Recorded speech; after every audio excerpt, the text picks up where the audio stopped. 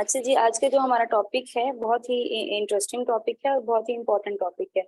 अच्छा जी, nervous system क्या है? हमारा जो ब्रेन है, हमारा स्पाइनल कॉर्ड है, जिन चीजों के बारे में हम फर्दर आगे पढ़ेंगे, लेकिन इसका इंट्रोडक्शन जरूर आप लोगों ने पढ़ा है कि हमारा ब्रेन है, स्पाइनल कॉर्ड है, उसके अलावा हमारे ब्रेन का सेंट्रल नर्वस सिस्टम है या पेरिफेरल नर्वस सिस्टम है। इनके जितने भी स्ट्रक्चर होता है ब्रेन का, उसमें ब्रेन आ जाता है, स्पाइनल कोड आ जाता है, हमारी नर्व्स आ जाती हैं, स्पाइनल नर्व्स भी हैं और क्रेनियल नर्व्स भी हैं। ये नर्व्स के बारे में मैंने आपको भी डिटेल में नहीं पढ़ाया। इस लेक्चर के या इस कोर्स के एंड में अगर टाइम बचता है तो इन चीजों को भी इंशाल्लाह हम कवर करेंगे, लेकिन पहले हम उन्हीं चीजों की तरफ आएंगे जो ज्यादा इंपॉर्टेंट है। अच्छा जी, नर्वस सिस्टम क्या है? ये जो नर्वस सिस्टम होता है, ये जो है ब्रेन स्पाइनल कॉर्ड पे मुश्तमिल होता है। और जब ब्रेन, इसके फर्दर पार्ट्स होते हैं, दो पार्ट्स होते हैं। अगर हम इसके पार्टीशन की बात करें तो डायरेक्ट आप इस पिक्चर पे आ जाएं कि इसके दो पार्ट्स होते हैं नर्वस सिस्टम के। एक होता है सेंट्रल नर्वस सिस्टम और दूसरा जो है वो होता है पेरिफेरल नर्वस सिस्टम। अब जो पेरिफेरल नर्वस सिस्टम है उसमें भी फर्दर कुछ चीजें आ जाती हैं और जो है सेंट्रल नर्वस सिस्टम, उसमें भी फर्दर बहुत सारी चीजें आती हैं। अब ये जो है नर्वस सिस्टम में आ, ये सारी चीजें आती हैं। वो कहते हैं कि जो होता है हमारे पास ब्रेन और स्पाइनल कॉर्ड है, ये मिलकर हमारा सेंट्रल नर्वस सिस्टम बना रहे होते हैं। और उसके बाद कुछ नर्व्स होती हैं, उसमें दो टाइप्स की नर्व्स होती हैं। एक क्रेनियल नर्व्स होती हैं और जो दूसरी होती हैं उनको हम कहते हैं स्पाइनल नर्व्स।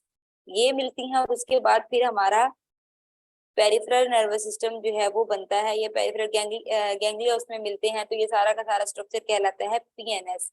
तो इसमें डिफरेंट चीजें आती है। पीएनएस में क्या क्या चीजें होती हैं या सीएनएस में क्या क्या चीजें होती हैं, ये फर्दर हम आगे डिटेल में देखेंगे।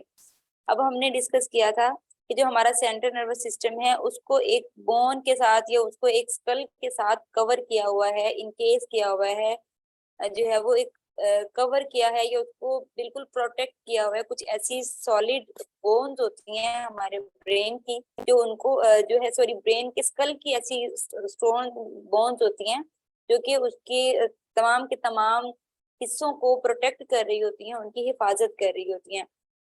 अब ब्रेन हड्डियों के साथ भी कवर किया हुआ है। वो कौन कौन सी बोन्स होती हैं, ये वो कौन कौन सी लेयर्स होती हैं, उनको हमने कल वाले लेक्चर में डिस्कस किया था।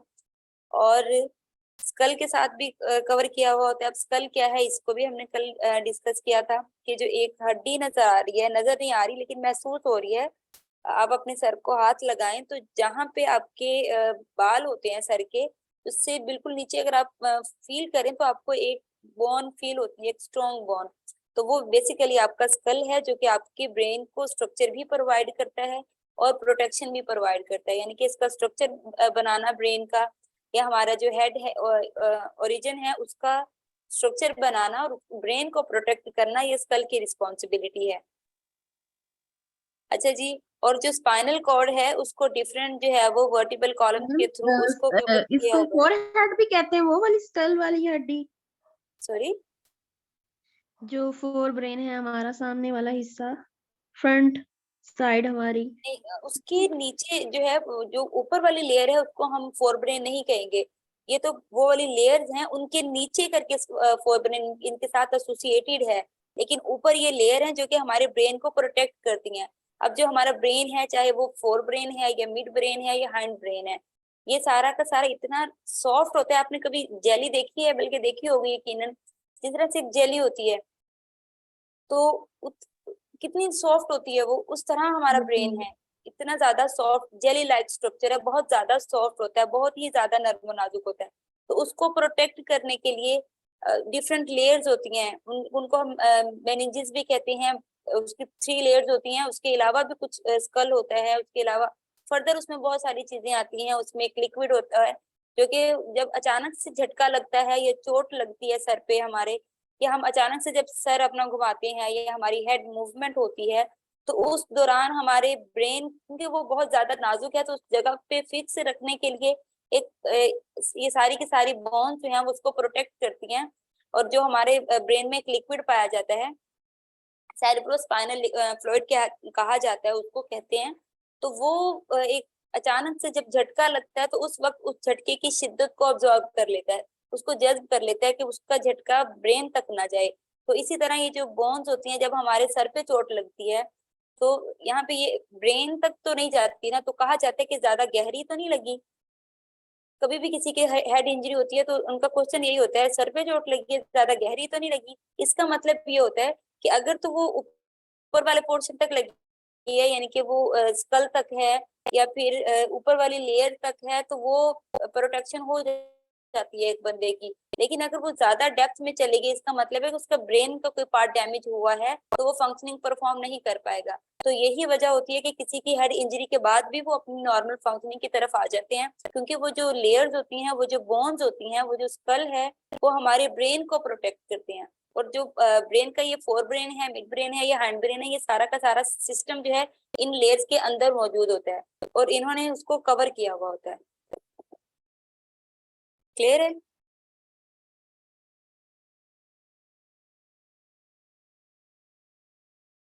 ठीक है जी, आगे चलते हैं। अब कौन कौन सी हिस्सा इसमें आ जाता है? ब्रेन है। सेंट्रल नर्वस सिस्टम में कौन कौन सी चीजें आती हैं? अच्छा जी, सेंट्रल नर्वस सिस्टम में आ जाता है हमारा ब्रेन। अगर ब्रेन को सिंपली हम डिफाइन करें तो इसका क्या काम होता है? इसका काम होता है कि सेंसरी इंफॉर्मेशन को कलेक्ट करना, उसको प्रोसेस करना, उसको रिसीव करना और उनके बाद रिस्पॉन्स देना। हमारी जो जितनी भी हायर मेंटल फंक्शनिंग होती है, जैसे हमारी मेमोरी है, ये चीजों को स्टोर करना या मेमोरीज को बनाना या उनको स्टोर करना, डिफरेंट टाइप के थॉट्स को मेंटेन करना या मैनेज करना, और उसके बाद अपने जो है वो इमोशंस को देखना या कंट्रोल करना, ये जितने भी इमोशन से रिलेटेड चीजें हैं, वो सारी की सारी चीजें हमारा ब्रेन कंट्रोल कर रहा होता है। यानी कि हायर मेंटल फंक्शनिंग में कौन कौन सी चीजें आती हैं? अब जितना भी वर्क होता है हमारी बॉडी में, चाहे वो हम फिजिकली कर रहे हैं और चाहे वो हम इंटरनली कर रहे हैं या हम वॉलंटरी कर रहे हैं या इनवॉलंटरी हो रहा है, वो सारा का सारा प्रोसेस जो है वो हमारे ब्रेन उसको कंट्रोल करता है। लेकिन डिफरेंट पार्ट्स होते हैं, या सारा के सारे फंक्शन को नर्वस सिस्टम जो है वो कंट्रोल कर रहा होता है। अब इस तरह कुछ रिस्पॉन्सिबिलिटी है कि कुछ ऐसी चीजें हैं जो सिर्फ ब्रेन ने ही करनी है, कुछ ऐसी चीजें हैं जिनको सिर्फ स्पाइनल कॉर्ड ही कंट्रोल करेगी, कुछ ऐसी चीजें होती हैं जिनको दूसरे पार्ट करेंगे। यानी कि हर हिस्से का अपना अपना एक फंक्शन होता है और वो उसी फंक्शन से रिलेटेड अपने रोल जो है वो परफॉर्म करता है, उससे रिलेटेड फंक्शनिंग कर रहा होता है, उससे रिलेटेड जितनी भी रिस्पॉन्सिबिलिटीज हैं उनको कंप्लीट कर रहा होता है। अब बेसिकली अगर देखा जाए स्पाइनल कॉर्ड का क्या काम है, तो ब्रेन के रिलेटेड के ब्रेन का क्या काम है, ये क्वेश्चन तो यूजुअली पेपर में नहीं आता, क्योंकि ब्रेन के फर्दर बहुत सारे टाइप्स हैं। अब ब्रेन के फोर ब्रेन का अलग से काम होगा, मिड ब्रेन अलग से काम करता है, हैंड ब्रेन अलग से काम करता है, उसके फर्दर टाइप्स हैं वो, सॉरी, उसकी पार्ट्स हैं फर्दर उनके, वो अलग से अपना अपना काम कर रहे होते हैं। इवन अगर हम सिर्फ फोर ब्रेन पे आते हैं तो उसकी भी फर्दर बहुत सारी पार्टीशन आ जाती है, या बहुत सारे उसकी टाइप्स, बहुत सारे उसमें फंक्शनिंग आ जाती है। तो हर हर हिस्सा डिफरेंट टाइप के फंक्शन परफॉर्म कर रहा होता है। तो ब्रेन के लिए यहाँ पे ये जो इंफॉर्मेशन दी गई है, इसका मतलब यही नहीं है कि ये सिर्फ यही काम करता है ब्रेन। हमारा जो अगला टॉपिक है, हम ब्रेन को ही डिस्कस करने वाले हैं, उसमें बहुत सारी चीजें करता है, लेकिन ये मेजर चीजें 2 से 4 चीजें बताई गई हैं कि इस टाइप की हायर मेंटल फंक्शन जो होती है वो ब्रेन कर रहा होता है। अच्छा जी, और जो स्पाइनल कॉर्ड है इसका क्या काम होता है? इसका काम होता है कि जो भी ये हमारे रिफ्लेक्सेस होते हैं या ऐसी एक्टिविटीज, अच्छा, रिफ्लेक्स एक्शंस या रिफ्लेक्सेस वो एक्टिविटीज होती हैं या हमारे वो काम होते हैं जो हमने सीखे नहीं होते, या फिर कुदरती तौर पर हमें करने की कैपेबिलिटी होती है, या अनलर्न बिहेवियर होते हैं हमारे जो हम अडॉप्ट करते हैं या जिनको हम परफॉर्म कर रहे होते हैं। तो जो भी हमारे रिफ्लेक्सेस होते हैं या रिफ्लेक्स एक्शंस होते हैं उनको कंट्रोल करना स्पाइनल कॉर्ड की रिस्पॉन्सिबिलिटी होती है, और ये अक्सर पेपर में भी क्वेश्चन आ जाता होता है। तो इसको आप उसी पर्सपेक्टिव से देख लीजिएगा कि स्पाइनल कॉर्ड किस चीज को कंट्रोल करता है, या किस चीज का रिस्पॉन्सिबल है, हमारे रिफ्लेक्सेस का या रिफ्लेक्स एक्शंस का या रिफ्लेक्स एक्टिविटीज, कुछ भी इसमें आ सकता है। उसके बाद जो दूसरा हिस्सा होता है नर्वस सिस्टम का, उसको हम पढ़ते हैं पेरिफेरल नर्वस सिस्टम। इसमें फर्दर कौन कौन सी चीजें आती हैं? इसमें उन्होंने न्यूरॉन की टाइप बताई है कि यहाँ पे जो न्यूरॉन के टाइप्स को हम पहले पढ़ चुके हैं, वो यहाँ पे परफॉर्म कर रही होती हैं। अब कैसे कि जैसे ही मैसेज कन्वे होता है या सेंड होता है, तो इनका काम क्या होता है कि मैसेज को सेंट्रल नर्वस सिस्टम से मसल्स या ग्लैंड तक लेके जाना, कि मोटर न्यूरॉन का काम होता है। और सेंसरी न्यूरॉन का काम क्या होता है कि सेंस ऑर्गन को और ब्रेन को या सेंट्रल नर्वस सिस्टम को आपस में कनेक्टिव रखना, और मोटर न्यूरॉन्स का क्या काम होता है कि फिर जो मैसेज गया है ब्रेन तक गया है सेंस ऑर्गन के थ्रू, सेंस ऑर्गन ने उसको फील किया है, तो सेंसरी न्यूरॉन्स के थ्रू मैसेज ब्रेन तक गया है, तो उसको फैसिलिटेट किसने किया है? इंटर न्यूरॉन ने। और फिर वहां से हमें मैसेज मिलता है कि हाथ को पीछे हटाना है या कोई भी रिस्पॉन्स देना है, जो भी जिस तरह का भी रिस्पॉन्स हमें सेंसेस के थ्रू गया है। तो हम अगर हमें कोई अच्छी खुशबू आ रही है या हमें कोई ऐसी चीज हमें नजर आ रही है जिसको हम देखना नहीं चाहते, तो उस वक्त फौरन से हम यूजुअली क्या होता है कि ऐसे खतरे की चीज है जिसको हम देख नहीं पाते तो हम फौरन से आंखें बंद कर लेते हैं। तो उस वक्त भी हमारे ब्रेन और हम ब्रेन के दरमियान में और हमारी जो है ऑर्गन के दरमियान में कम्युनिकेशन हो रही होती है, और ये कम्युनिकेशन जो होती है ये न्यूरॉन्स के थ्रू होती है। हम पहले भी इसको डिस्कस कर चुके हैं। कोई भी सेंसेस के थ्रू कोई भी मैसेज आता है, उसके बाद हम जो भी रिएक्ट करते हैं तो इसका मतलब है कि हमारे सेंस ऑर्गन के थ्रू मैसेज हमारे ब्रेन तक गया है, और उसके जवाब में हमने ये रिस्पॉन्स दिया है कि हमें ब्रेन से जो भी मैसेज मिलता है उनको मैसेज लेके आते हैं मोटर न्यूरॉन, और फौरी तौर पर हम उसका रिस्पॉन्स देते हैं। अच्छा जी, उसके बाद फर्दर जो है मोटर न्यूरॉन्स, अब ये किस तरह से वर्क करते हैं? अब ये जो है टाइप्स, मेजर जो टाइप्स है ना, ये हम ये नहीं कहेंगे कि ये मोटर न्यूरॉन्स की टाइप्स हैं, लेकिन जो मेजर टाइप्स हैं या मेजर पार्ट्स हैं पेरिफेरल नर्वस सिस्टम के, वो ये वाले हैं। सोमैटिक नर्वस सिस्टम और ऑटोनॉमिक नर्वस सिस्टम, ये दो हैं। अब सोमैटिक नर्वस सिस्टम क्या करता है? जो आपकी वॉलंटरी मूवमेंट होती है, वो ऐसी सारी हरकत या ऐसे सारे एक्शन या ऐसी सारी एक्टिविटीज जो आप अपनी मर्जी से कर रहे होते हैं और आपकी अवेयरनेस में भी होती हैं, तो उनको हम कहते हैं, वो सारी आ जाएंगी सोमैटिक नर्वस सिस्टम में। यानी कि वो सारी चीजें जो आप अपनी मर्जी से कर रहे हैं, आप उससे बाखबर भी हैं कि मैं क्या कर रहा हूँ, तो वो उन सारी की सारी चीजों को हमारा सोमैटिक नर्वस सिस्टम जो है वो कंट्रोल करता है। और ऐसी एक सारी चीजें जिसपे हमारा कोई इख्तियार नहीं होता, या वो हमारे इख्तियार में नहीं होती, या समटाइम हम उस पर फोकस भी नहीं करते, या हम सोच भी नहीं रहे होते और वो चीजें हो रही होती हैं, तो वो सारी की सारी आती हैं इनवॉलंटरी रिस्पॉन्सेज। अब ऐसी चीजें जिन पे हमारा कोई इख्तियार नहीं है, जैसे हमारी हार्ट बीट है, या हम कभी भी आई ब्लिंक करते हैं, जब भी कर रहे होते हैं तो हम उस पर हमारा कोई कंट्रोल नहीं होता, ना ही हम इस पर फोकस कर रहे होते हैं, ना ही हमने कभी कॉन्शियसली सोचा है। बहुत कम होता है, लेकिन हर टाइम हम कॉन्शियसली इस चीज को नहीं सोच रहे होते।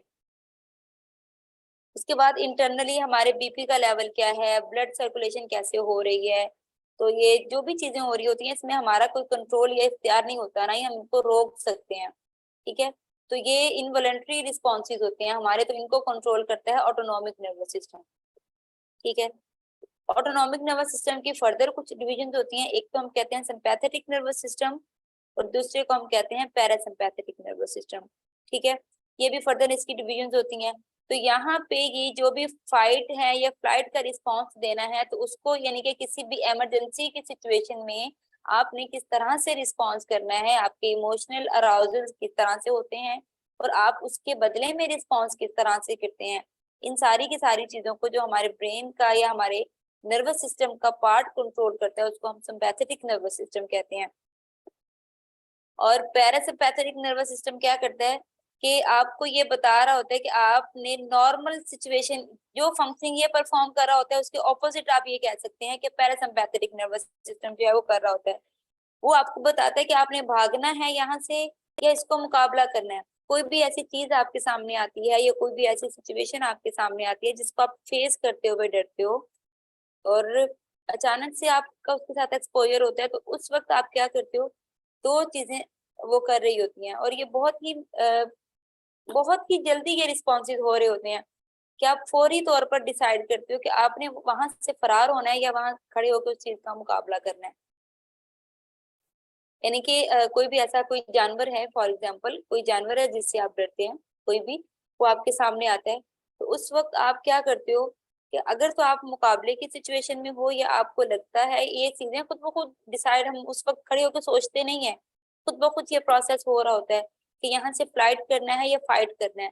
तो अगर तो हमारा ब्रेन हमें इजाजत दे रहा होता है कि फाइट कर लें, तो हम कर लेते हैं, अदरवाइज हम वहां से फौरी तौर पर फरार हो जाते हैं या वहां से दूर हो जाते हैं ताकि हमें नुकसान ना पहुंचे।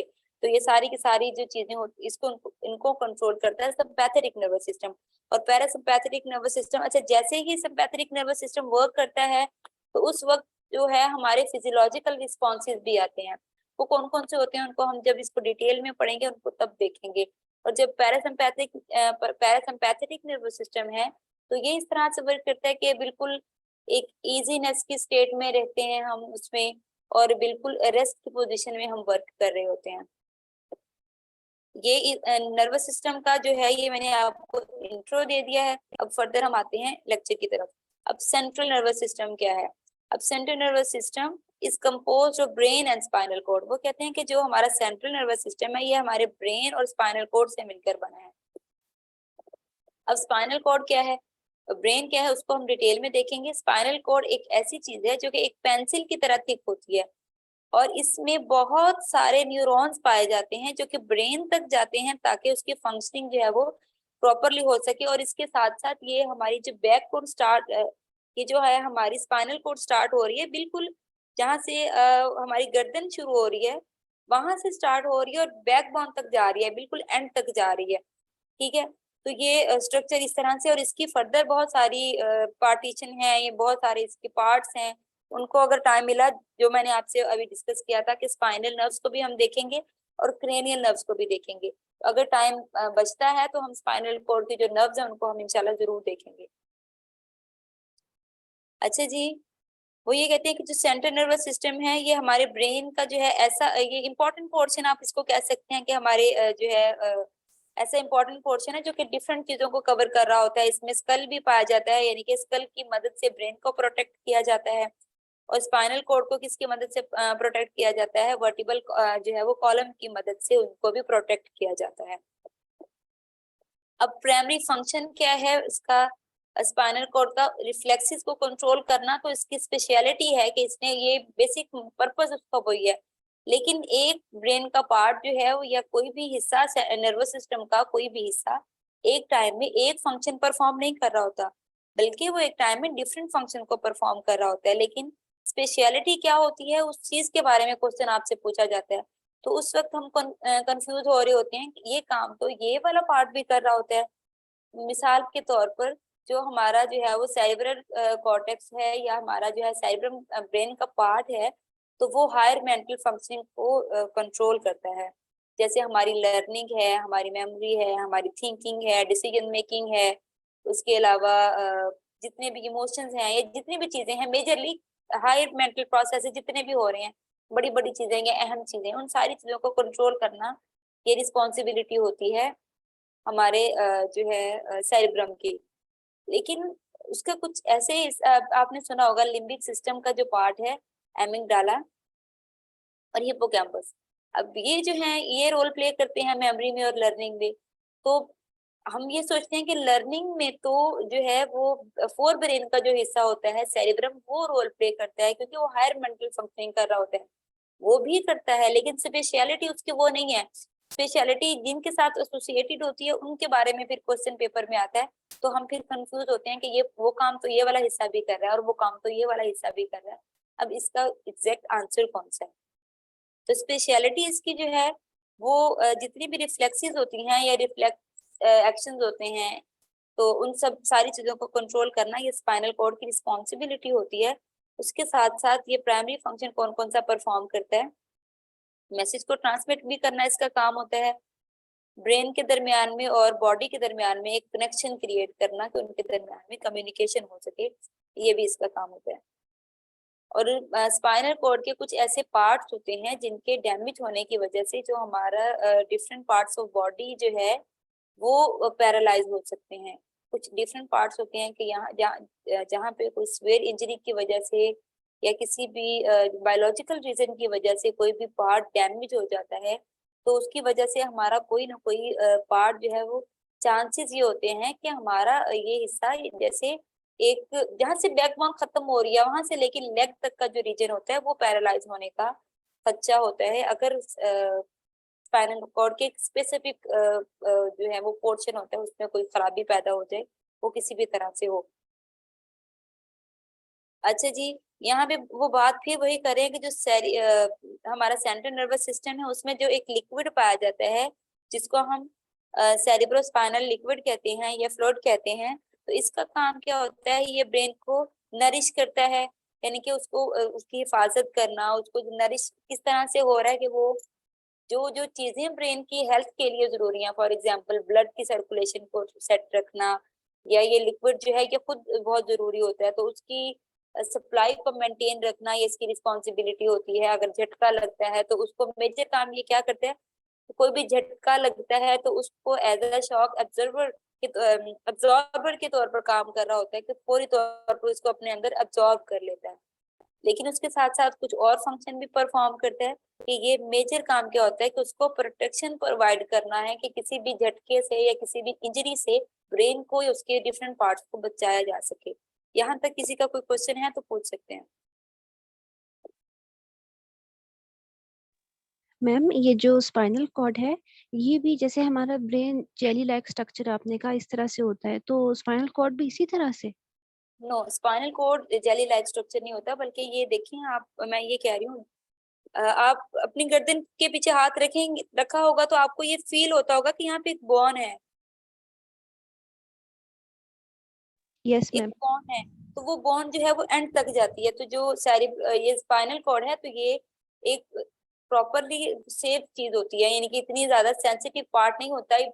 जो सेंसिटिव पार्ट होता है वो ब्रेन होता है। Spinal cord jelly like structure spinal cord का नहीं होता, लेकिन चूंकि ये ब्रेन का हिस्सा है, ये इंपॉर्टेंट है और सेंसिटिव भी है, और मैंने अभी जिक्र किया कि इसका किसी भी हिस्से के डैमेज होने की वजह से हम माजूर हो सकते हैं, हम पैरालाइज हो सकते हैं, तो इसी वजह से इसको भी मैम चोट से बचाना जो है वो जरूरी है।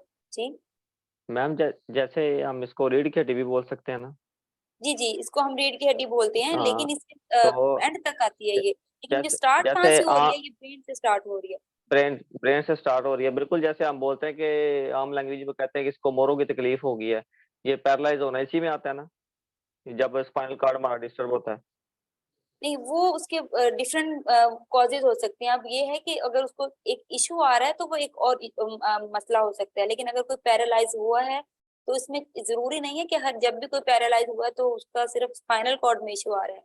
पॉसिबिलिटी है कि कोई और इश्यूज भी हों, लेकिन मैं यहाँ पे ये स्पाइनल कॉर्ड की इम्पोर्टेंस के हवाले से बात कर रही हूँ कि यहाँ अगर इसमें कोई खराबी आ जाती है तो उसकी वजह से हम कंप्लीटली पैरालाइज हो सकते हैं। अगर कोई जिसको इशू होता है कि उसकी काम नहीं कर रहे होते या लेकिन उसमें वो पैरालाइज नहीं होते, वो चल रहे होते हैं, उनको चलने फिरने में तकलीफ हो रही होती है, तो उसमें डिफरेंट चीजें और भी रोल प्ले करती हैं। उसमें जेनेटिकल फैक्टर हो सकते हैं, उसमें उनकी डाइट हो सकती है, उसमें डायबिटीज हो सकती है, उसमें उनका खुद का वेट हो सकता है, या कोई चोट भी लग जाती है। समटाइम लोगों को जब भी इस तरह का इशू आता है ना कि उन्हें चलने में मसला हो रहा होता है, तो उस वक्त ये होता है कि वो मैंने जितने भी केसेस देखे हैं कि लोग कहते हैं कि हम लोग गिर गए थे, और ये होता उन्हीं लोगों को है जो प्लस 55 या 40 तक होते हैं, 55-60 तक होते हैं, और वो अक्सर वॉशरूम जाते वक्त गिर जाते हैं, तो उनके बाद उनको ये सीवियर इंजरी होती है। मैम जी, क्या जो पोलियो की बीमारी है वो भी इसी चीज से रिलेटेड करती है? नहीं नहीं, पोलियो एक वायरस है, पोलियो इसके साथ रिलेट नहीं करती, पोलियो एक वायरस है। तो लेकिन वायरस की वजह से हमारे डिफरेंट पार्ट्स जो हैं वो डैमेज हो जाते हैं।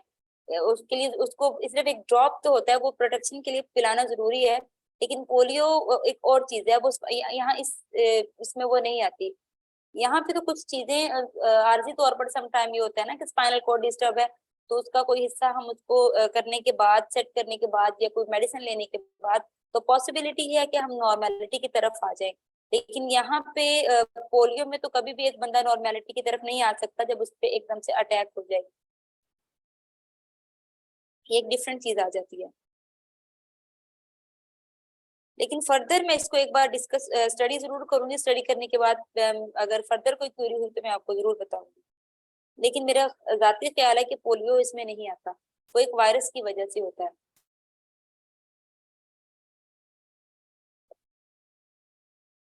क्लियर है? आगे चलें। Yes ma'am, thanks.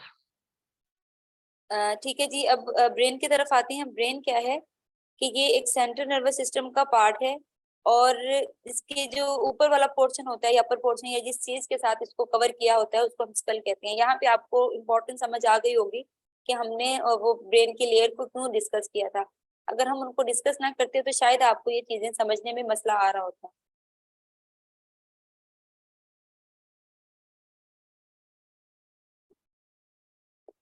अच्छा जी, अब ब्रेन का जो वेट कितना होता है, 3 पाउंड का जो है वो इसका वेट होता है।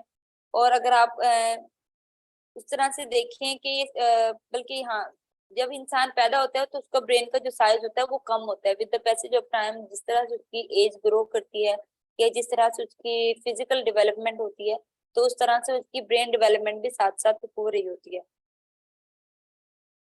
अच्छा जी, उसके बाद इसमें बहुत सारे जो हैं वो न्यूरॉन्स मिलके एक्ट करते हैं, रिएक्ट करते हैं ताकि इंफॉर्मेशन को लाया जा सके इनसाइड और आउटसाइड द बॉडी। जितनी भी कम्युनिकेशन होती है या जितनी भी कोऑर्डिनेशन होती है वो सारी की सारी इसकी वजह से होती है, क्योंकि जो हमारे न्यूरॉन्स हैं वो हेल्प करते हैं कि ब्रेन को और बॉडी के दरमियान में कम्युनिकेशन करने में। और ये कौन कौन से कहते हैं कि जो ब्रेन और बॉडी के दरमियान में एक इफेक्टिव कोऑर्डिनेशन होती है या इफेक्टिव कम्युनिकेशन हो रही होती है तो इसमें लोग एक दूसरे से बात करने के काबिल बनते हैं ताकि वो सोच सकें, इनकी उनकी मेमोरी ठीक होती है।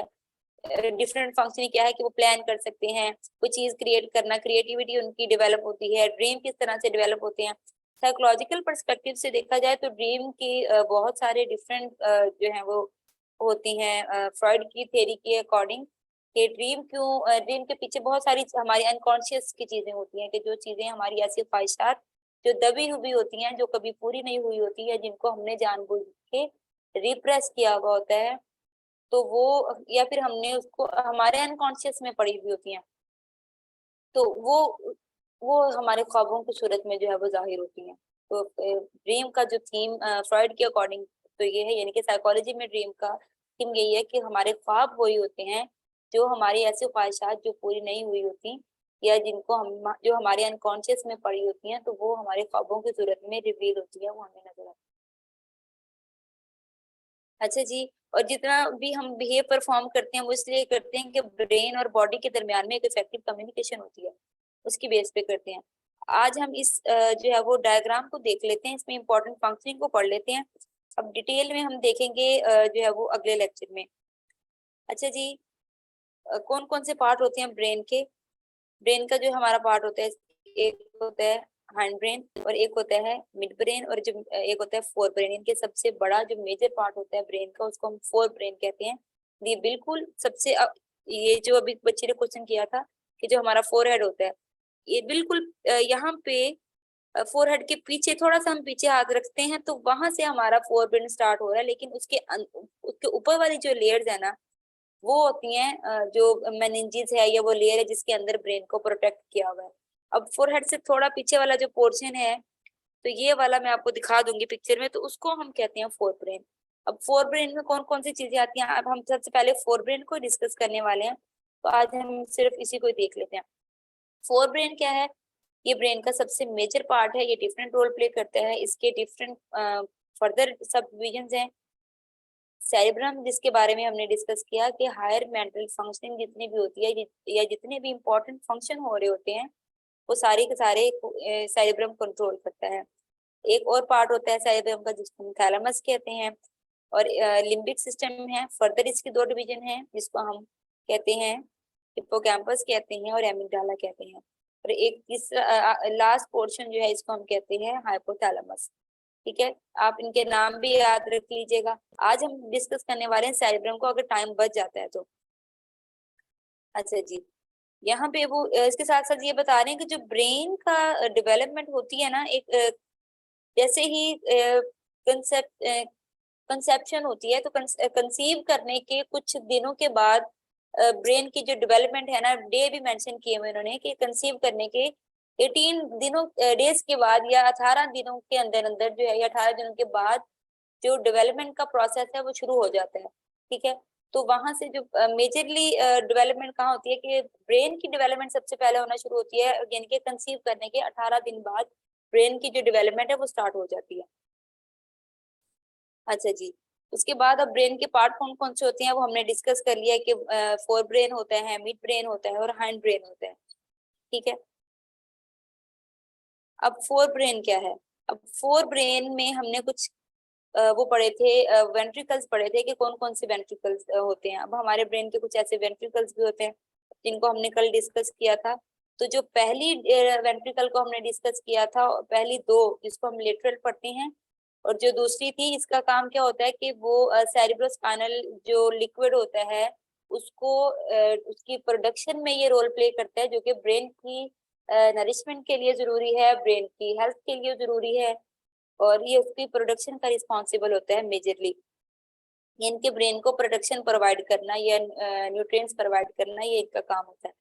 अच्छा, और उसके बाद जो थर्ड वेंट्रिकल है ये भी इसी का हिस्सा है, यानी कि पहली दो जिनको हम लिटरल वेंट्रिकल पढ़ते हैं और तीसरी वेंट्रिकल ये भी आती है फोर ब्रेन में। यहाँ से अंदाजा लगा लें कि इसका पोर्शन जो है वो बड़ा होता है। उसके बाद सब डिवीजन में एक ब्रेन का हिस्सा होता है जिसको हम कहते हैं टेलेंसेफ्लॉन। और मैम आप ये वेंट्रिकल का कॉन्सेप्ट थोड़ा रिपीट कीजिएगा, मैंने कल की क्लास नहीं ली। ठीक है। ब्रेन में कुछ ना वेंट्रिकल्स भी होती हैं, और ब्रेन में कुछ जिस तरह मैंने अभी रिवाइज करवाया कि जो ऊपर वाला हमारा पोर्शन है ब्रेन का, लेयर्स होती हैं मेनिंजेस की, वो हमारे ब्रेन को प्रोटेक्ट करती हैं। और अभी हमने जिक्र भी किया था कि जो है वो SCF होता है, एक लिक्विड हमारे ब्रेन में पाया जाता है जो कि झटके से ब्रेन को महफूज रखता है। और वो जो लिक्विड की प्रोडक्शन किस तरह से होती है, वो कौन सा पार्ट होता है ब्रेन का जो उसकी प्रोडक्शन का रिस्पॉन्सिबल होता है, वो हमारी जो है वो वेंट्रिकल्स होती हैं। वेंट्रिकल फोर होती हैं ब्रेन में। एक होती है lateral ventricle, first and second जो वेंट्रिकल होती हैं यानी कि पहली दो, उनको हम लेटरल वेंट्रिकल पढ़ते हैं। कभी भी हम इसको फर्स्ट सेकंड नहीं पढ़ते। एक थर्ड होती है, ठीक है, और एक होती है हमारे पास फोर्थ वेंट्रिकल। तो ये आती है फोर्थ जो है वो अलग से दूसरे हिस्से में आ जाएगी, वो हम डिस्कस करते हैं। तो इनका काम होता है कि वो हिस्सा, आप सादा लफ्जों में इस तरह से समझ सकते हैं कि ब्रेन को जिंदा रखने के लिए जो लिक्विड होता है उसकी प्रोडक्शन का जो काम होता है वो ये वेंट्रिकल कर रही होती हैं, और इसके साथ साथ ब्रेन को प्रोटेक्शन भी प्रोवाइड करती हैं। मेंटेन रखना, प्रोटेक्शन प्रोवाइड करना, ये इनका काम होता है। Okay ma'am, thank you, clear हो गया। और बाकी फर्दर डिटेल के लिए मैंने लिंक क्लास उसमें शेयर किया हुआ है ग्रुप में, तो आप वहां से देख के ना तो देख सकती हैं, आपको पूरी क्लास का लिंक जो है वो मिल जाएगा। ओके मैम, और आप नोट शेयर करेंगी ये वाले? ये वाले मैं नोट्स डेफिनेटली करूंगी इंशाल्लाह। और जो प्रीवियस नोट्स हैं जिसमें ये वेंट्रिकल का लिखा हुआ है वो मैंने कल शेयर कर दिए थे तकरीबन 9:15 बजे रात में, तो आप देखेंगे तो आपको मिल जाएगा ग्रुप में। ठीक है मैम, थैंक यू। जी, तो एक पार्ट होता है जिसको हम पढ़ते हैं डायंसेफ्लॉन। अब ये दो हिस्से जो हैं वो सब डिवीजन फर्दर आ रही है, तो ये दोनों इसमें आ रहे हैं, ठीक है, फोर ब्रेन में। अब जिस हिस्से को हम पढ़ने जा रहे हैं उसको हम कहते हैं सेरिब्रल कॉर्टेक्स। अब सेरिब्रल कॉर्टेक्स को सेरिब्रम भी पढ़ा जाता है और सेरिब्रल कॉर्टेक्स भी पढ़ा जाता है। अब ये क्यों पढ़ा जाता है इसको हम आगे डिस्कस करेंगे। अब एक और आपने इनके पार्ट्स याद रखने हैं कि कौन सा हिस्सा किस वाले पोर्शन में आ रहा है। जो है वो बेसल गैंग्लिया, ये भी फोर ब्रेन का हिस्सा है। लिम्बिक सिस्टम है, ये भी फोर ब्रेन का हिस्सा है। इसके जो है वो फर्दर पार्टीशन है। थैलेमस जो है वो भी इसी का हिस्सा है, और हाइपोथैलेमस जो है ये भी इसी का हिस्सा है। और ये सारे के सारे पार्ट जो हैं वो हायर मेंटल फंक्शनिंग के रिस्पॉन्सिबल हैं। बहुत ही मेजर जो ब्रेन की फंक्शनिंग है वो ये पार्ट करते हैं। उसके बाद जो है हमारे पास है जी मिड ब्रेन। अब मिड ब्रेन में क्या है? अच्छा, ये जो लेटरल और जो तीसरी जो वेंट्रिकल है और चौथी वेंट्रिकल है, इन दोनों को एक ट्यूब होती है जो इन दोनों को आपस में मिला रही होती है, क्योंकि ये दोनों एक दूसरे से थोड़ा फासले पे मौजूद होती है। तो एक ट्यूब के थ्रू इन दोनों के दरमियान में कनेक्शन बनाया जाता है, तो इसको हम कहते हैं सेरेब्रल एक्वेडक्ट। तो ये वाला जो पोर्शन है जो मिड ब्रेन होता है, ये ब्रेन का बहुत ही जो है वो छोटा सा पोर्शन होता है। तो उसको उसमें ये बिल्कुल छोटी छोटी चीज, ये बहुत कम पोर्शन कवर किया हुआ है इसने। अब मेसेंसेफ्लॉन जो है ये भी इसमें आ जाएगा। टेक्टम जो है ये भी ब्रेन का हिस्सा होता है, इसको भी हम फर्दर देखेंगे। और टेगमेंटम जो है ये भी ब्रेन का हिस्सा होता है, इसको भी हम फर्दर देखेंगे। आपने इनके नाम जो है वो अच्छे से याद रख लेना। अब हाइंड ब्रेन जो है इसमें कौन कौन सी चीजें आ जाती हैं? वेंट्रिकल को देखें तो इसमें हमारे पास आएगी फोर्थ वेंट्रिकल आ जाएगी हमारे पास इसमें।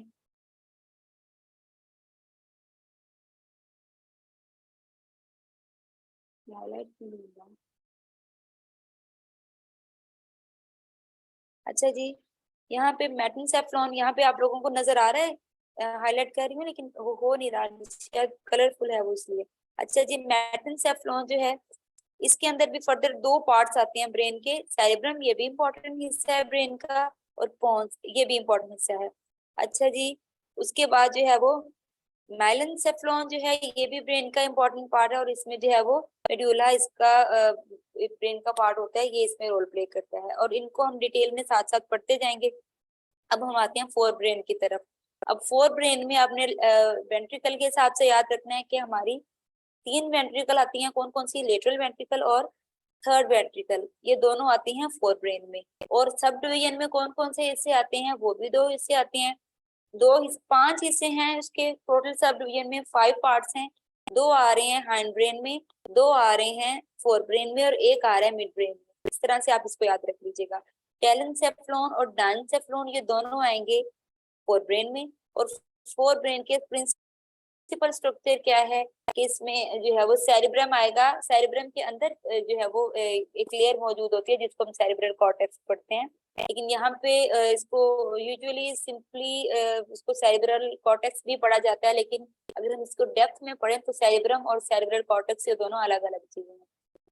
बेसल गैंग्लिया ये भी पार्ट है ब्रेन का, लिम्बिक सिस्टम, थैलेमस और हाइपोथैलेमस, ये सारी की सारी चीजें आती हैं फोर ब्रेन में, इसको आप याद रख लीजिएगा। अब आ जाए फोर ब्रेन में। फोर ब्रेन क्या है कि हमने भी देखा कि ये सबसे बड़ा पार्ट है, उसमें कौन कौन सी चीजें आती हैं, तो वो कहते हैं कि जो फोर ब्रेन है ये बहुत ही लार्ज और कॉम्प्लेक्स रीजन होता है हमारे ब्रेन का, क्योंकि ये बहुत सारा वैरायटी ऑफ स्ट्रक्चर इसने कवर किया हुआ होता है, बहुत सारी चीजों को, इंपॉर्टेंट चीजों को कवर किया। इसमें कौन कौन सी चीजें आती हैं, इसमें थैलेमस आता है, हाइपोथैलेमस आता है, लिम्बिक सिस्टम है, सेरिब्रम है, बेसल गैंग्लिया है, ये सारी की सारी चीजों को कौन कवर करता है, फोर ब्रेन कवर करता है। और ये सारी के सारे पार्ट्स जो हैं बहुत ही इंपॉर्टेंट टाइप की जो फंक्शनिंग है उनको परफॉर्म कर रहे होते हैं। अच्छा जी, उसके साथ साथ कुछ सब डिविजन भी होती हैं, इन चीजों की कुछ सब डिविजन भी होती हैं जिनको हमने डिस्कस कर लिया। अब हाइपोथैलेमस है या जो है थैलेमस है या हाइपोथैलेमस है, ये में तो वो कह रहे हैं कि हर किसी का इम्पोर्टेंट रोल होता है फोर ब्रेन में, हर कोई जो है वो एक और रोल प्ले कर रही होती है। अच्छा जी, ब्रेन के जो है इन सारे स्ट्रक्चर के करीब करीब एक जो है वो ब्रेन स्टेम भी पाई जाती है, ठीक है, यहाँ पे वो स्ट्रक्चर बता रहे हैं। अब अच्छा जी, यहाँ पे आ जाएं सेरेब्रल कॉर्टेक्स पे। अब सेरेब्रल कॉर्टेक्स क्या है, वो स्ट्रक्चर बता रहे हैं कि यहाँ पे एक ब्रेन स्टेम भी पाई जाती है। सेरेब्रल कॉर्टेक्स किसको हम कहते हैं कि एक रिंकल नुमा जो है वो सरफेस होती है ब्रेन की, ठीक है, सेरेब्रम की एक सरफेस होती है, उस सरफेस को एक लेयर होती है, आउटर लेयर, ठीक है, उसको हम कहते हैं सेरेब्रल कॉर्टेक्स। इसकी स्ट्रक्चर किस तरह से होता है, जिस तरह से एक रिंकल टाइप की कोई चीज होती है, क्लियर नहीं होती, खुद भी कह सकते हैं, झुर्रियों वाली कह सकते हैं, इस तरह से, ठीक है। और उस लेयर को हम कहते हैं सेरेब्रल कॉर्टेक्स। तो यूजुअली हम इसी को सेरेब्रम भी पढ़ रहे होते हैं और सेरेब्रल कॉर्टेक्स भी पढ़ रहे होते हैं, तो अगर इन दोनों में से आ जाए तो ज्यादा कंफ्यूज नहीं होना है, इसका मतलब है कि ये इन दोनों के दरमियान की बात हो रही है। अब जो सेरेब्रम है, कहा यह जाता है कि सेरेब्रम के जो है वो ये रिलेट करती है हमारी ब्रेन की लोब्स के साथ, लेकिन डिफरेंट स्टडीज ये कहती हैं कि जो सेरेब्रम है ये तो एक ब्रेन का प्रॉपर हिस्सा है, इसकी एक आउटर लेयर होती है जिसको हम कहते हैं सेरेब्रल कॉर्टेक्स। अब सेरेब्रल कॉर्टेक्स है तो ये रिलेट करती है डिफरेंट लोब्स के साथ, उसमें हमारी 4 लोब्स होती हैं, वो भी हायर मेंटल फंक्शनिंग कर रही होती हैं, उनको भी हम डिस्कस करेंगे।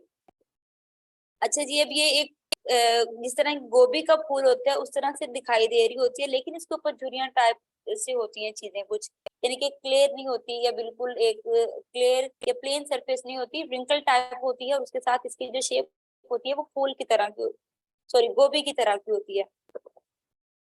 अच्छा जी, वो ये बता रहे हैं, दोबारा फिर वही बात हो रही है कि ये एक ग्रेट पार्ट है ब्रेन का, ठीक है, इसमें कुछ हमारी ब्रेन की वेंट्रिकल्स भी आ जाती हैं जो उसको कवर करती हैं, ब्रेन मेजर जो ब्रेन का हिस्सा होता है या दूसरे पार्ट होते हैं वो सारी की सारी चीजों को ये कवर कर रही होती हैं हमारी क्या बात कर रही थी मैं?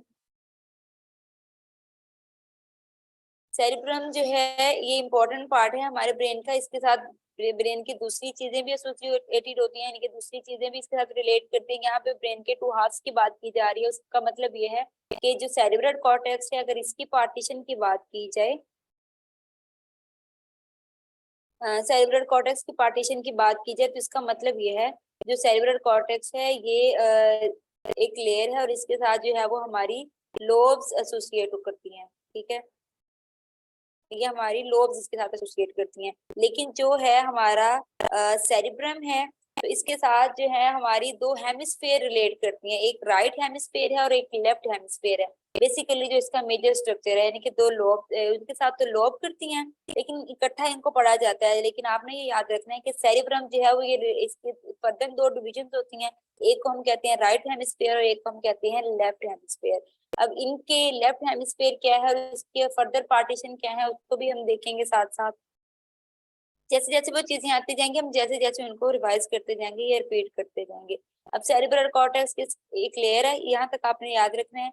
और ये सेरिब्रम जो है ये किसके साथ रिलेट करता है, ये हेमिस्फेयर के साथ करता है। हेमिस्फेयर फर्दर कितनी होती हैं, 2 होती हैं, राइट और लेफ्ट। और ये लोब्स के साथ रिलेट करते हैं, और लोब्स कितनी होती हैं, हमारी लोब जो है वो 4 होती हैं।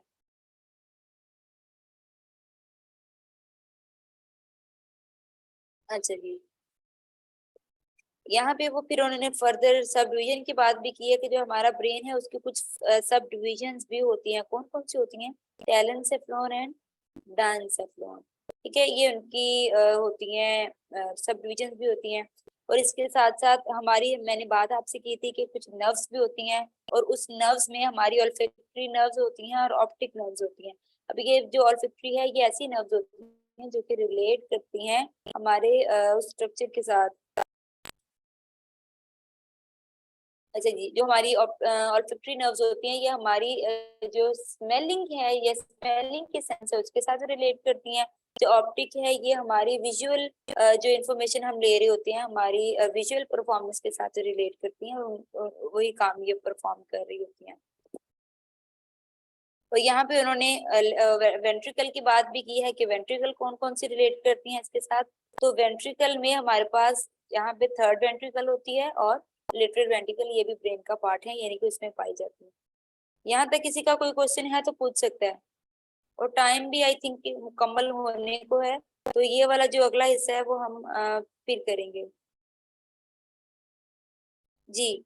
उसको सेरिब्रोस्पाइनल लिक्विड या सेरिब्रोस्पाइनल फ्लूइड बोला जाता है।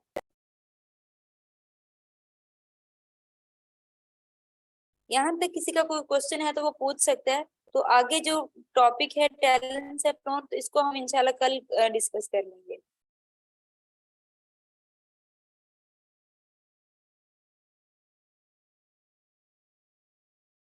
कोई क्वेश्चन है किसी का?